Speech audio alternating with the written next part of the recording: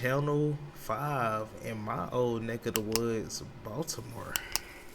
Oh, that my dog, dig it. That my dig it, Matthew. When your folk you smelling your junk folk knockapit. This will be the way all people going to Atlanta will actually say they are going to Atlanta. You want Atlanta? No, Atlanta but dangs. Ha ha ha. What? On getting the names. But dig it also can be used to replace the word head in all aspects of sexual acts. Dig, hey, where you get that but dig it trimmed up at, Gute? Fa'o, John got a snap again on the Fa'o, you man. On Gute. This is some 2053 type shit right here. You know what I mean? Do you think the mayor speaks the language? Definitely speaks to Gute. Yeah, I'm Mayor Brandon Scott, the mayor of the greatest city in America, Charm City. You will not find better people in these United States of America than those that are here in Baltimore. I used to work in Charm the City. capacity of losing multiple brothers. It ain't nothing nice. We tired of having to keep saying our brothers lay down and not come back. You get what I'm saying? The trauma that's inflicted on these kids is perpetual. I was shot the first time in 2021, November the 15th. You can get your first gun at 6 years old, for sure. For the majority of my life, Baltimore's been a place that has had over 300 homicides. I told y'all it's a little crazy out there. Y'all be thinking I be playing when I be trying to tell y'all. I be giving y'all them story times. Y'all be like, I don't know. And nigga, yes it is.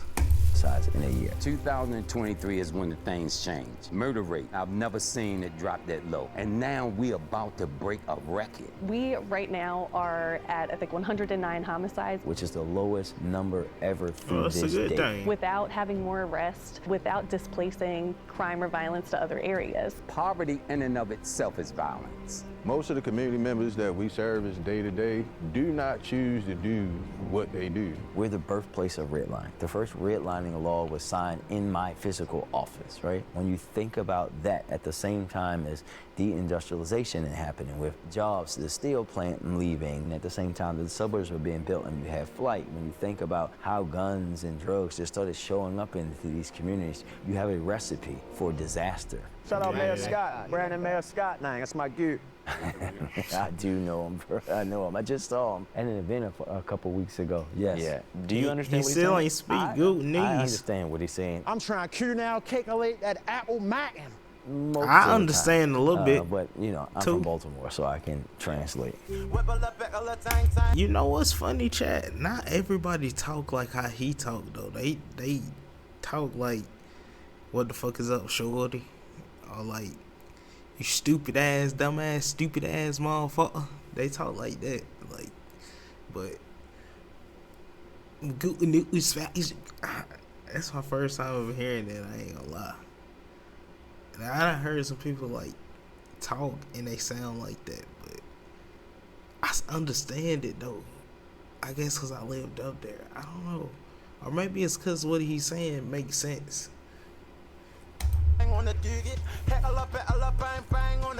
Right now it's supposed to be the safest year in Baltimore history. Have y'all noticed a big change? Yeah, it has earned down a little bit, Gute. Hey, Gute, give some of this bike culture, Gute.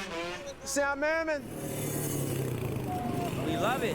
I can be mad, I want to ride. I remember the bike culture. I still want to ride. On the spectrum between positive and negative, right. where do y'all see like all memories. the bike life stuff? I feel like it's positive because, like, you're a young person. Like, young people want to have fun. That's having fun, riding dirt bikes. Chat, bike culture is positive. It's kind of crazy because, you know, look at that traffic. And the traffic was a little worse than that. They got that Atlanta traffic up there. Imagine you it's summertime, nigga. You know traffic backed up. Bike boys come out. Going crazy. That shit look nice though. It's nice because they got a little unity going on. Everybody's like, bike boys inside. They in the damn frozen cups and everything, nigga. It's good. But nigga, it's hella traffic. They gotta put like a little spot or something for them niggas to ride this shit on or something. You ain't out here doing some whole dumb stuff on a block selling drugs, you feel me? You riding a bike. Like you can get sponsored, you get hella sponsorship, start your YouTube channel. Damn, they get sponsorships? Oh shit, W them then. Yeah. Shit. I be a biker boy too. I got right back in that gym, and like none of them missing. Damn. Here's hella shit you could be with a dirt bike. I'ma get it. Yeah, one day. It's the biggest in the city right here, like the biggest geek. Already good. You know what, chat? I don't even know why I said you can get sponsorships, because yes, you can. Look, I have no clue why I said that. Because, look, they can be a part of BMX, all that shit. This is a lot of good energy flowing through. Yeah. I'm Matt and T. Hey, what's up, my goots? Andrew Callaghan here, Channel 5 News, reporting live from Baltimore, Maryland. You ever notice that news overall is inherently negative? Nowadays, if it ain't negative, people don't want to see it. I noticed that too. Chat, I'm not gonna lie, the news is definitely negative. One of the first jobs I ever worked at was Harris Teeter, and that was the first time I ever got introduced into the news. Second job after that was a government job. You know the news is in there. It's a building about the government. I see the news in front of me. Needless to say, the news is fucking sad. Sad as shit. Every time I got to see the news, and the only time I was watching the news at Harris Teeter was because she was on the TV. That's all they had on the TV.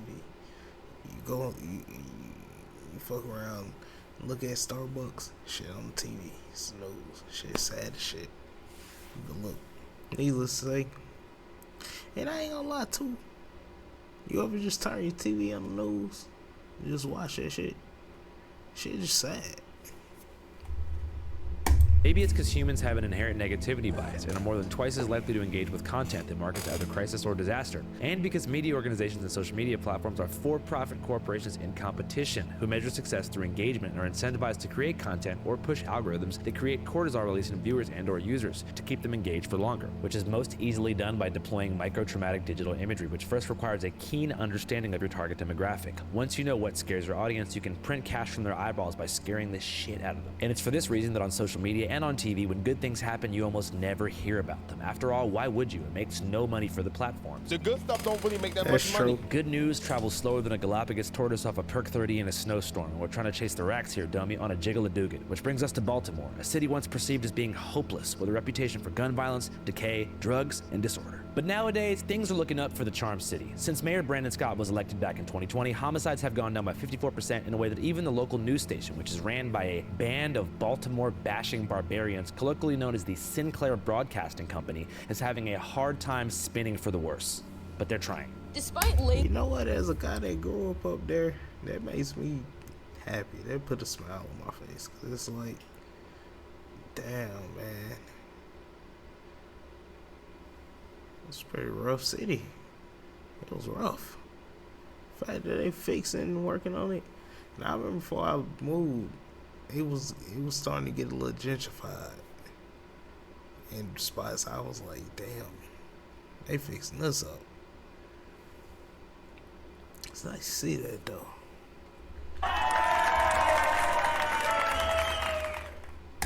Between criminal activity and the Safe Streets program, Mayor Brandon Scott and the rest of City Hall continued to stand by the violence intervention program. Part of Sinclair's issue is that despite the declining murder rate, there are less beat cops on the streets of Baltimore than ever. For the most part, they've been replaced by a cohort of city-employed, formerly incarcerated men and women from the hoods of Baltimore who compose a violence intervention team called the Safe Streets Group, who have several offices around town and a 24/7 tip hotline where if you're from Baltimore, you can call in when you feel that a situation is escalating but you don't want to call the cops. But is there any situation where you might feel like, all right, I've hit a wall, I gotta call. Chat, I like that, cause like, as a guy that grew up from up there, and I grew up in the hood, and I grew up on the west side to be exact, man, you would hear like, especially the older people, cause my step pops, he from up there, so that's the only reason I was living up there. So we just moved up there, and like, dude, I lived up there from like the age of 10 to probably like 26. So from 10 to 26, I got to experience like just life in Baltimore. So like, and that was like from like early 2000s to like 2022. Yeah, 2022. So imagine, like, yeah, it was pretty cool. It was a cool experience, I ain't gonna lie. It was, some of the shit I saw, I was like, oh, shit. I'm just glad I ain't seen nothing too crazy. Nothing too crazy. 911. No. No. Get the hell out the way. First thing I'm gonna do is I'm gonna call whoever I feel got the best relationship with that individual. Bro, you might need to go down there and holler at your people. Their work is dangerous. Oh. I cut myself off. What I was getting to is, they used to have people in our neighborhoods that would be like, you know, when we was younger, we had like the older people that's in the streets, they'll be like guiding us and shit. But you ain't got that now with the younger people. To see that now, with the older people doing that, that's dope. They trying to guide the kids to stay out the streets though.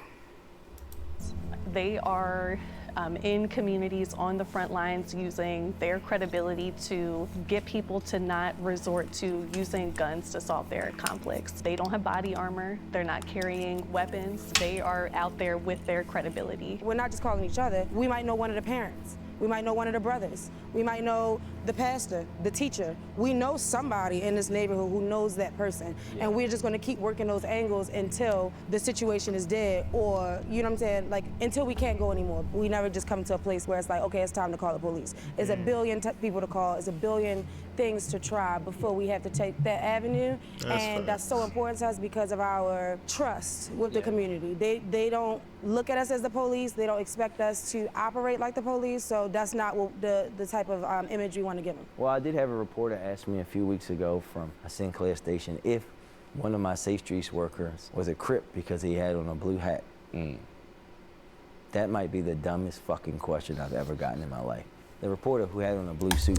The fact that they are put out there by the mayor, that's dope, because they don't really have to go to the police. If it resorts to that, they can, but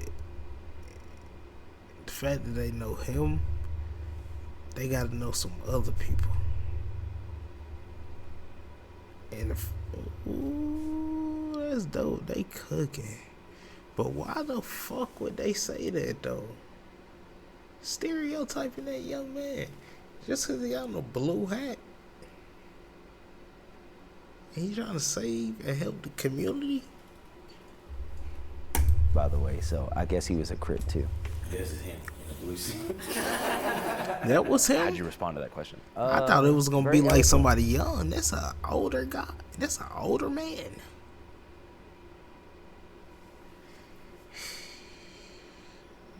Man, that ain't no type of Crip, but hey, I guess he's a Crip.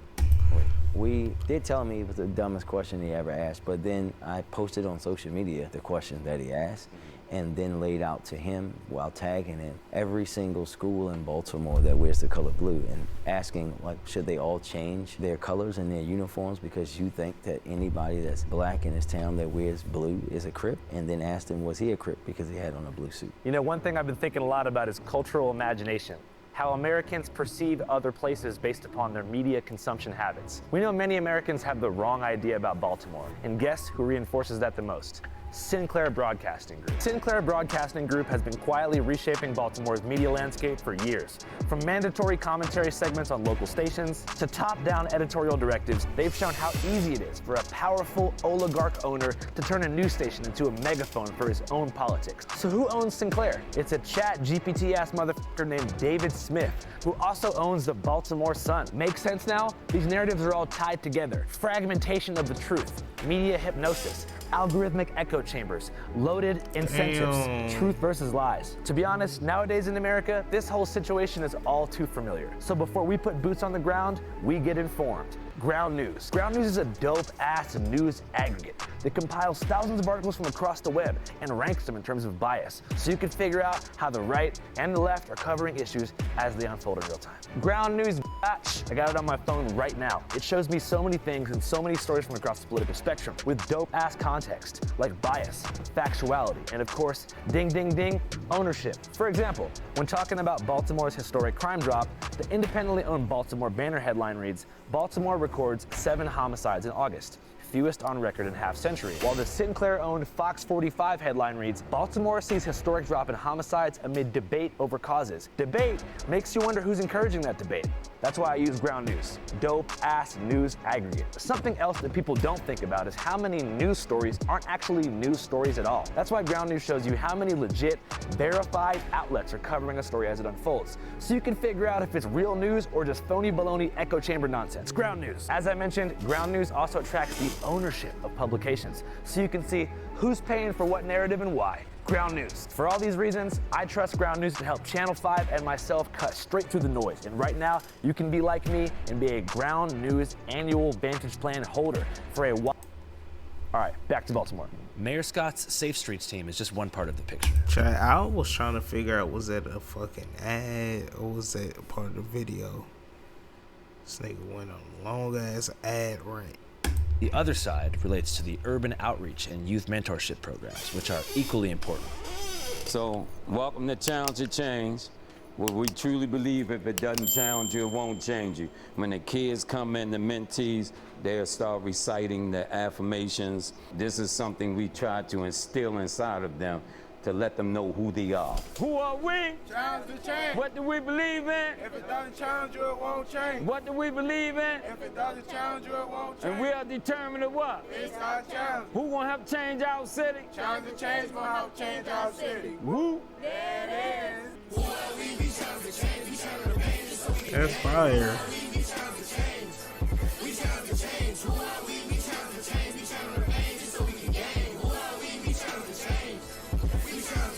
And that's one of the pillars that we teach here at Challenge to Change in our 3 rites of passage. The first one is identity. You know, of course, it's my son right here on the wall behind you. He got murdered in 2013 as a result of gang violence and all. He got caught up in the gangs. Me serving 25 years of my life in and out of prison, left him out here, which is happening throughout major cities. The fathers are going to prison, leaving their sons and daughters out here. And he happened to be one of the first funerals I ever preached in my life was my son. When the father's absent, like, so much stuff take place because he's the pillar of the home. So if he's not there, who's there? This is my son, Mac, and this baby Bitwell. They call him Bitley. You see what I mean? This is my son. He look just like me on the youth. They say he nice. I say he Duke Mackin', but that, hey, that's what fathers do. They think he's great, and I think he got work to do. I love you, Gil. Go ahead, Ash. It's my boy's Bitley. That's what they call him. They gave him, he earned his name. Father is not a name, but it's the title that's a result of a function. That's so if you're not facts. functioning as a father, being a maintainer, protector, provider, then you out of the picture. You're just a sperm donor, right? According to data, 47.5% of black that's youth in facts America right live there, without a though. consistent father figure in their That's life. big In facts. 1950, that number was 8.5%.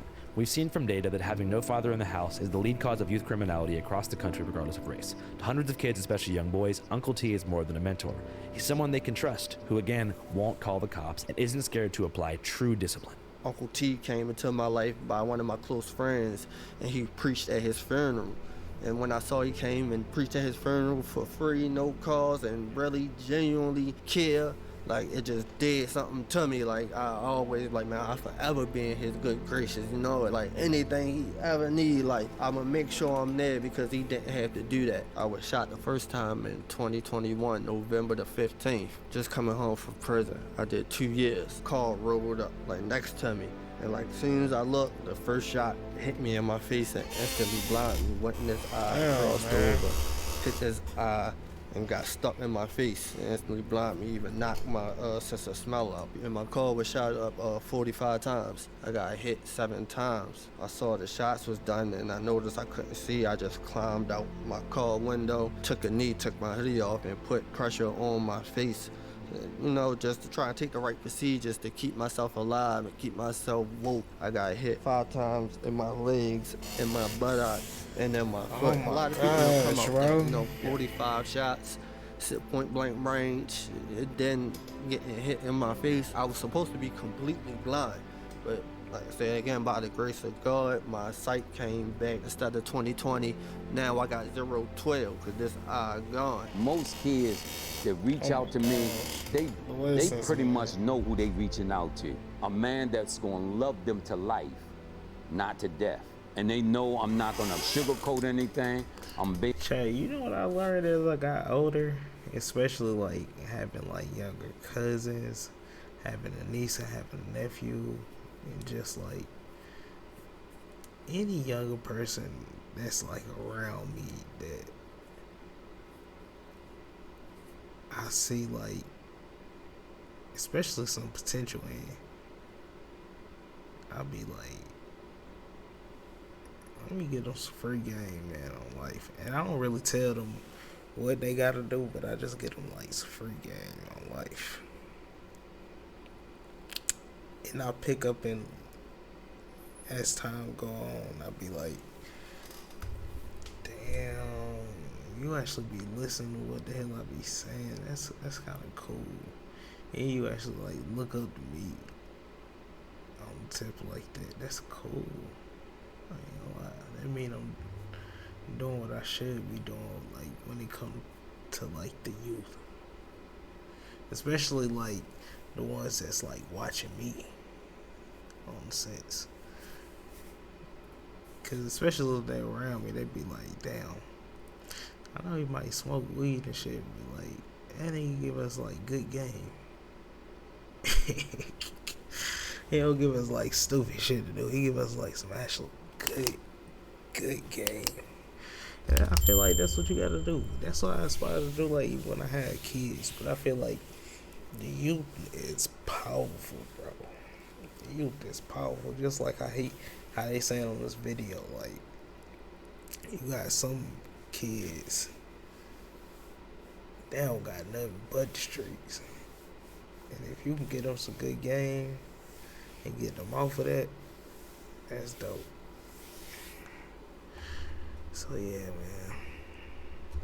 And straight up, and they know that whatever kind of advice I give them or whatever I say to them is geared towards creating greatness in them or extracting greatness out of them. So that's my whole thing. Whenever a kid come in my life, you already know Uncle T. He can come to me, ask me for anything. If I got money, I'm gonna give him my last. Yeah, my man, Uncle T. If you're Uncle T, everybody in East Baltimore knows Uncle T, right? And it's about being able to connect with people. What the kids suffer throughout our city is perpetual trauma.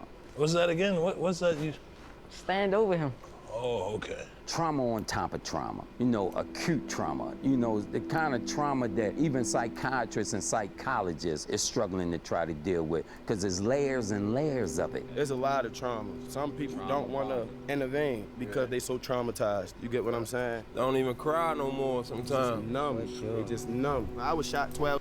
Chat, you know, I'm starting to learn in life, man. I'm starting to really like work with myself and work on myself, and I'm building like a personal relationship with God, and it's like I'll be learning some things.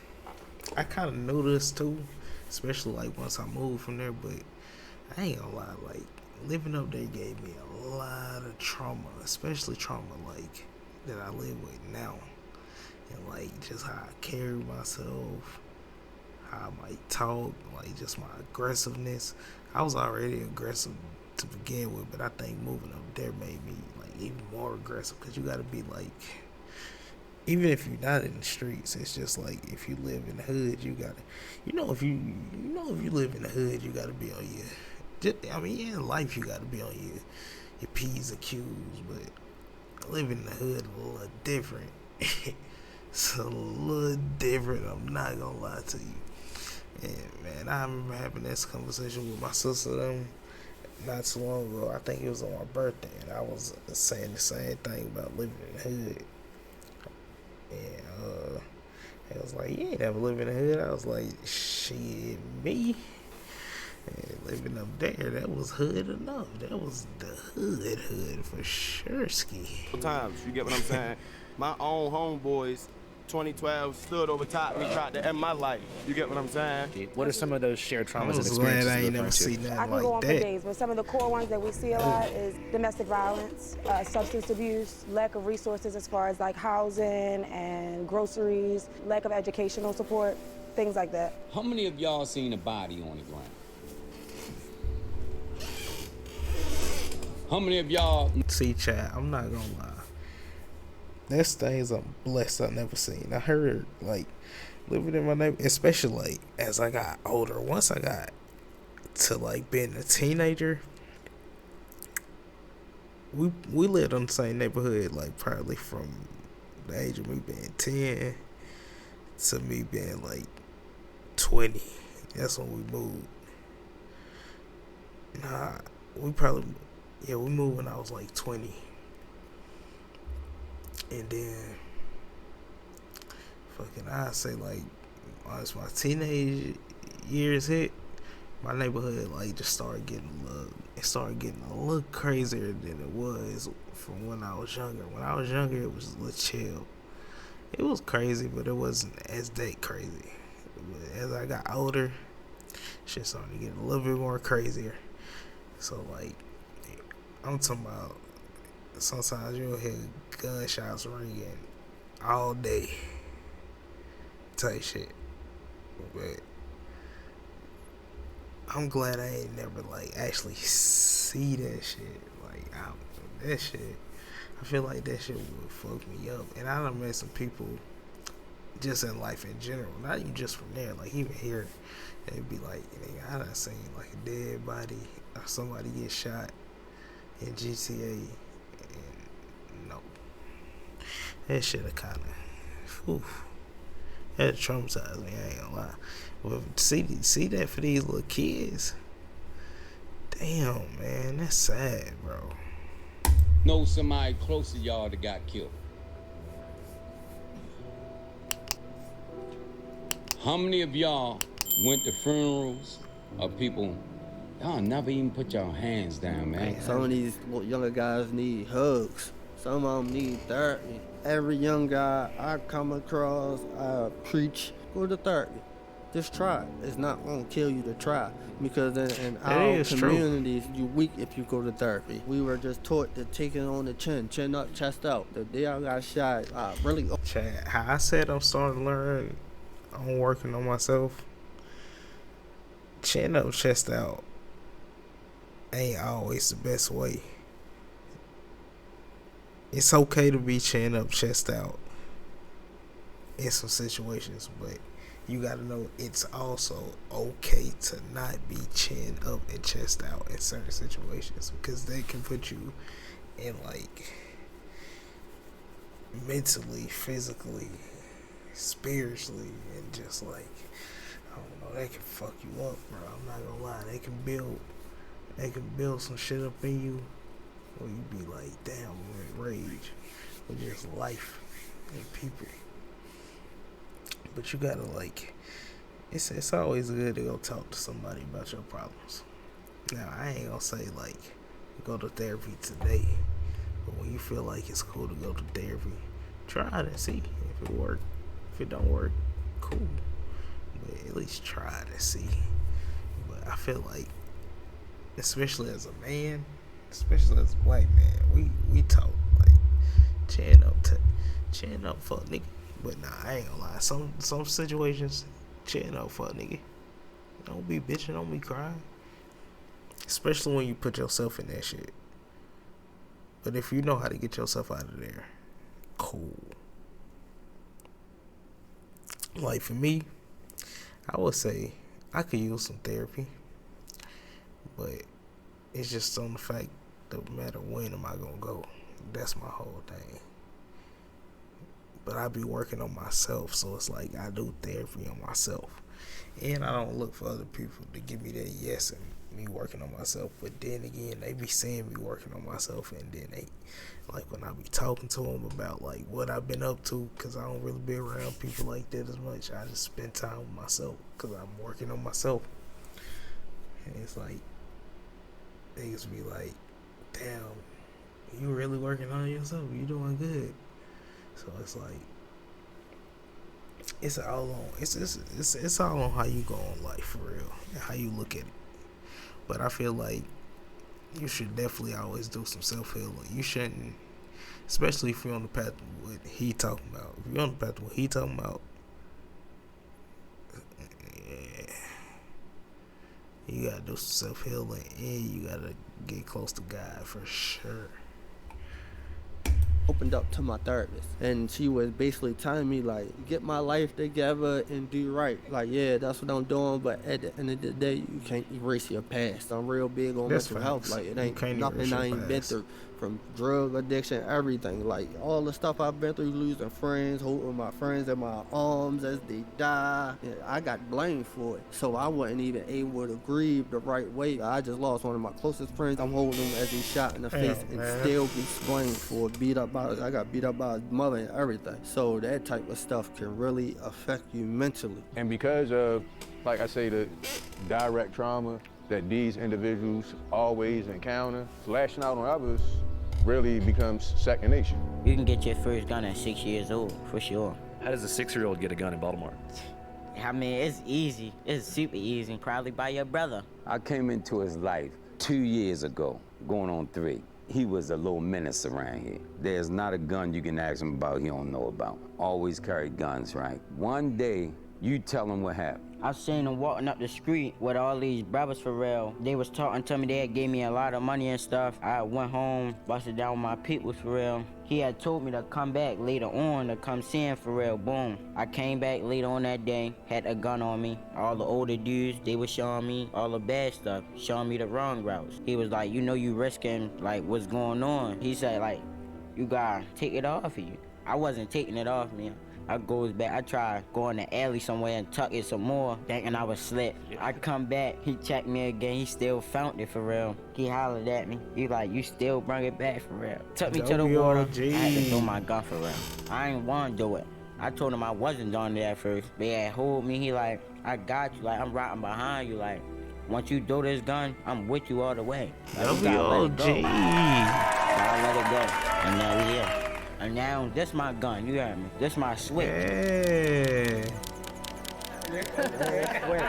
When I had See, that's why the fuck I be saying anything is possible in life. Like, you gotta look at life like, I can do anything the fuck I want to.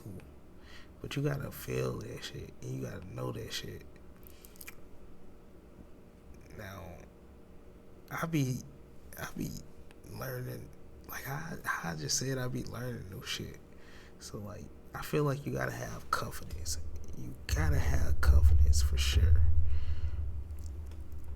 But don't be too thirsty for it.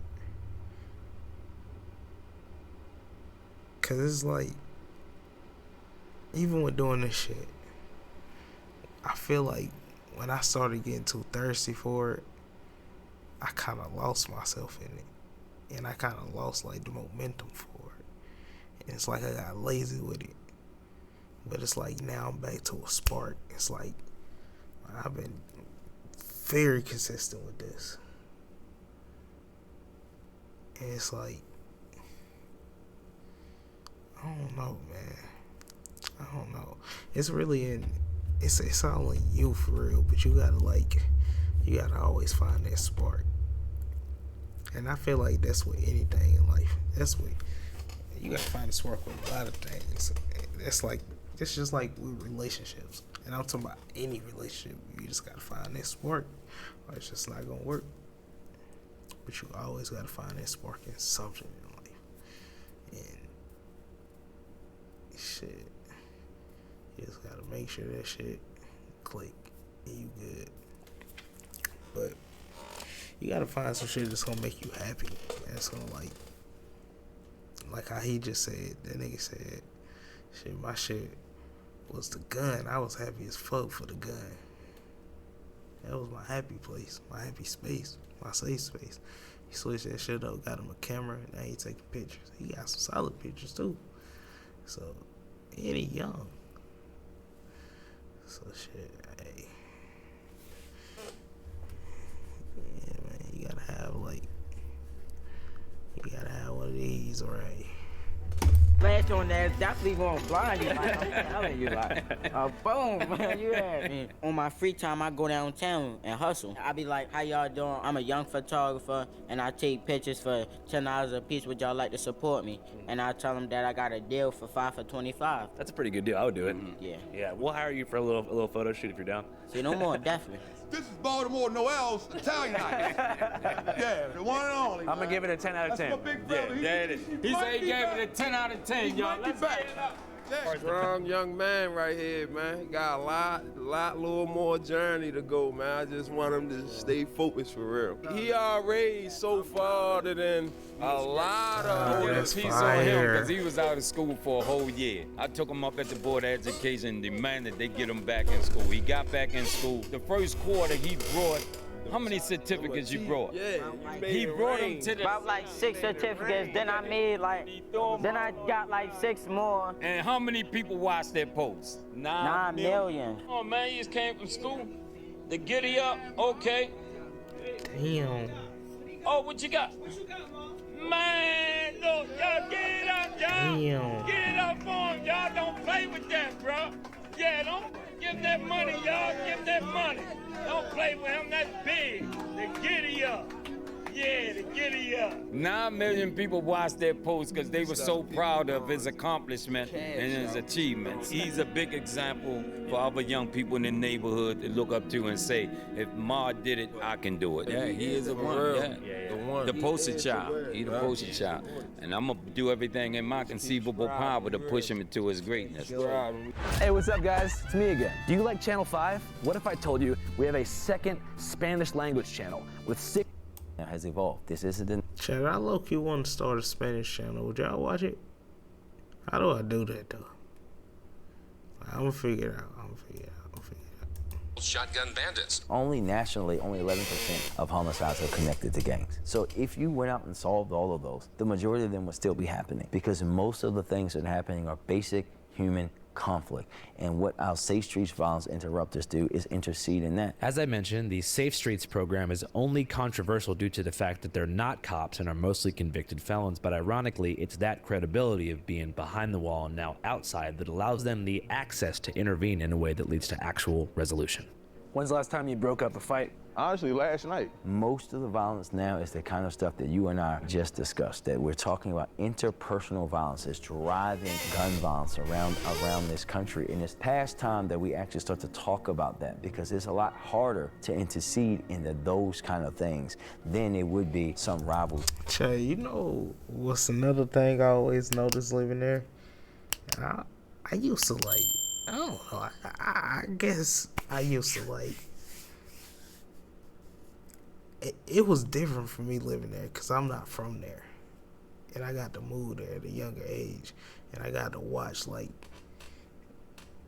I got to have different phases living there.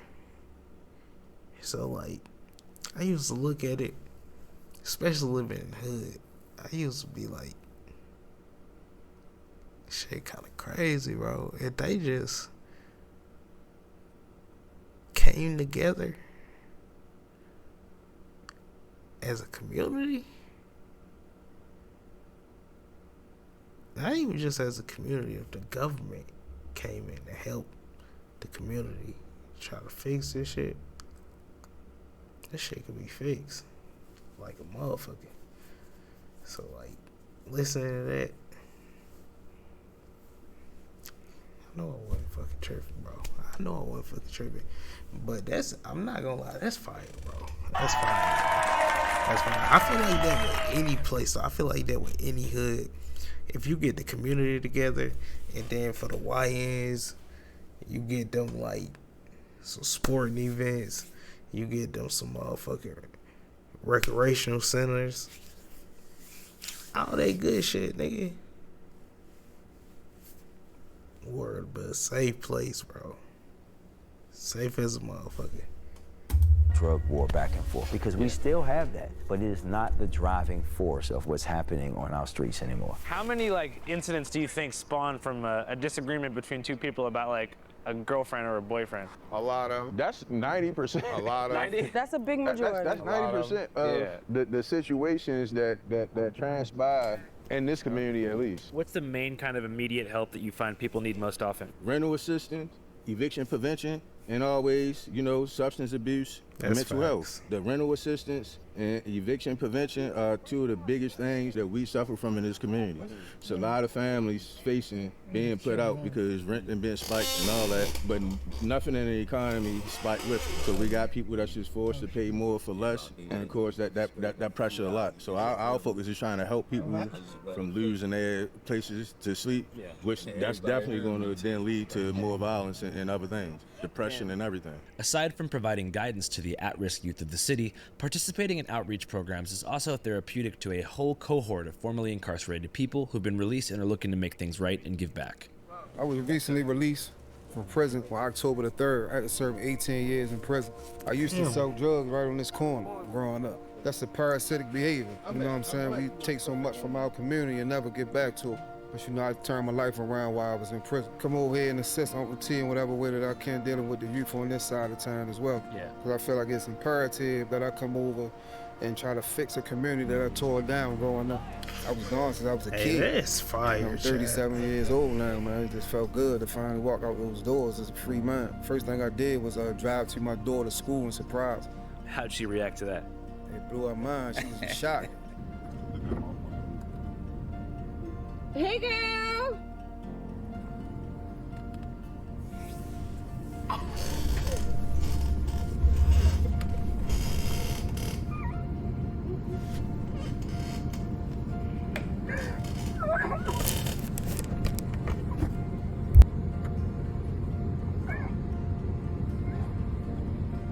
And I think that's another point that I want to make, because you know that some folks fall into this thing where it has to be arresting a bunch of people.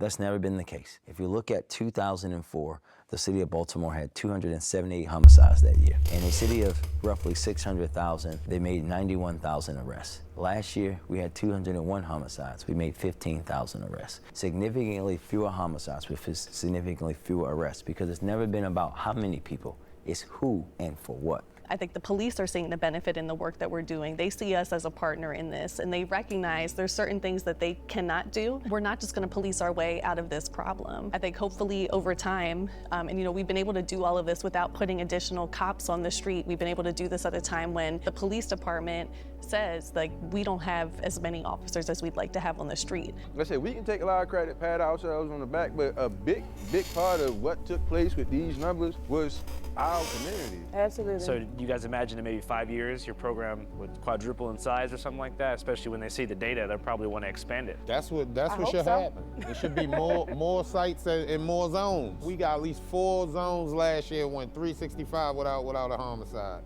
And we made it like 319 days down here. It should just be more zones.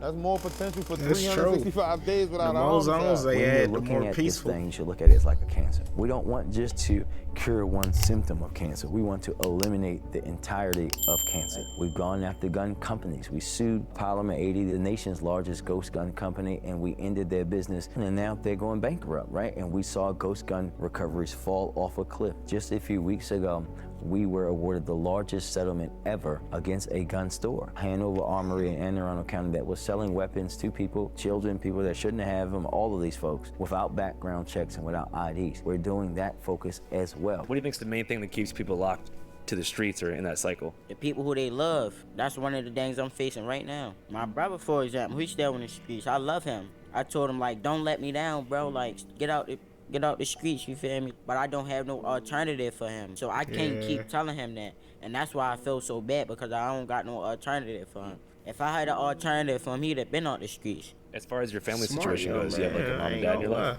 Nah. They messed up. I'm trying to bring my family back. For instance, I don't really mess with my father, so he out of the situation, but my mother, that's my heart. I gotta do this for her. I gotta win. I gotta build this generational wealth. I know I can do it. I believe in myself. I said to myself when starting this program, what kind of man it would have been to capture me? You know, my mom's died when I was 3, never seen my father a day in my life. I'm 63, still don't know who my dad is. Don't know if he's living or dead. I dropped out of school, hit the block, and the rest was history. But I said to myself, what kind of man would it have taken to get me at that time in my life? And that's who I mold myself to be today, so I can reach the kid, the little Uncle T's that I was when I was young. Most of the times now when I'm traveling to another place, ironically, it's to talk about how we as a city have been able to have this historic reductions in gun violence, and now we're seen as a leader in the space that we were seen at the bottom of the barrel just a few years ago. People now see Baltimore as a place that they should invest in, a city that is on the come up, that is on the rise, or as we say, that is going through a renaissance. So really, when you talk about Baltimore, you talk about that grit, that spirit that I can go through troubles and trials and make it to the other side. When you had the gun in your face, when you've buried friends, when you've seen your friends' parents dealing with extreme levels of addiction, when you went to school and you didn't have your first air-conditioned class until 9th grade, where you lived on blocks, where you saw vacant housing every single day, it makes it very different. There's a lot of different lanes to this work, and instead of as a city lifting up one program and saying like, this is gonna be the magical thing that solves the problem, our city is way too diverse to just have one single strategy. We have to have a better education system. We have to make sure that people have jobs and are able to provide for their families. All of those things matter. We have to make sure that physical and mental health is right too. There is no one thing. There is no silver bullet. All of those factors play into what's happening, not just in Baltimore, but across the country. Channel 5 Live worldwide, Hollywood and Vine. Fuck the authority, Channel 5 News. Channel 55. We don't fuck with costers. And 5 is the best number. Shortly after leaving Baltimore, where I saw the city's majority black community begin to heal after decades of violence, trauma, and neglect, I caught wind of something else happening. Literally, the opposite thing happening in Arkansas. 50 to 75 white Americans leaving society to bring back segregation in their own private compound. The compound is called Return to the Land. Here's a preview of that coverage. Lived in a black neighborhood for quite a while. I saw how they treated white people. It's not very good, and yet all the hate is on white males. You would get beat up if you said something racial to a black person. You saw. Chat, I wouldn't necessarily say that because I had quite a lot of white friends living in Baltimore. Had a lot. Even in my neighborhood, it was a good bit.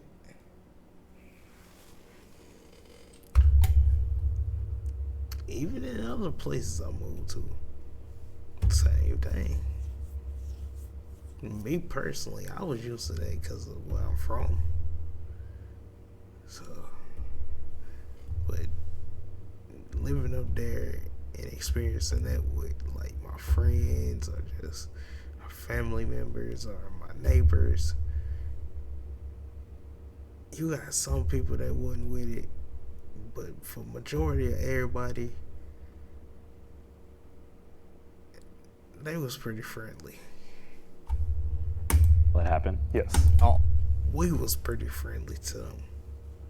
Almost exclusively white communities exist all around the United States off of paper merely because of socioeconomics, in that if you are wealthy enough, everyone who becomes wealthy enough will buy into a more or less white-only gated community. But I would not be able to afford that outside of, working my entire life to build up a bunch of businesses, but I would like to have kids. I want my kids to be taught that their ancestors did great things, not that they were the villains of history. Correct, and Arkansas is nice. As far as I know, the laws are you just need to let them know that you're gonna be homeschooling, and then after that, there's no testing that you need to do, or they don't really check up on you. The first community that really went after us was the r/Jewish subreddit. I had CPS come out here because they had complained to CPS trying to get my kids taken away. The health department has come out here, complaints. They just blanket made complaints to everyone. I mean, I do have Mein Kampf, but I think that's just historically relevant. Who wrote that one? Mein Kampf? Yeah. Hitler. Oh, shit. He's sort of the central villain of the 20th. Chad, I was gonna give this motherfucker the benefit of the doubt. But I don't fucking know here. Century. So if you don't understand what he thought, then you're, again, missing a big piece of history. Did he make mistakes? I believe so. What do you think the biggest mistake was? Invading the Sudetenland. None of the other stuff. The other stuff? Well, it depends on what you mean. Just like the Holocaust and everything. The Holocaust? I don't know about all that. Everybody thinks Genghis Khan is cool and he killed him. How the fuck you don't know nothing about all that, but you study this nigga? Cap. Fucking cap. Fucking cap. A whole lot of salt in that motherfucking water. We caught you red-handed. More people than Hitler. What's your favorite thing to cook? I like making tacos. That's fun.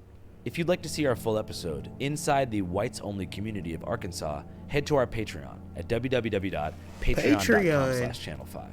As many of you guys know, we are a 100% independent, primarily crowdfunded news operation, and it's your support on Patreon, which is $5 a month, that keeps the wheels rolling. So if you want to check it out and support us once again, head to www.patreon.com/channel5. I'll put the link in the pinned comment and description box of this video.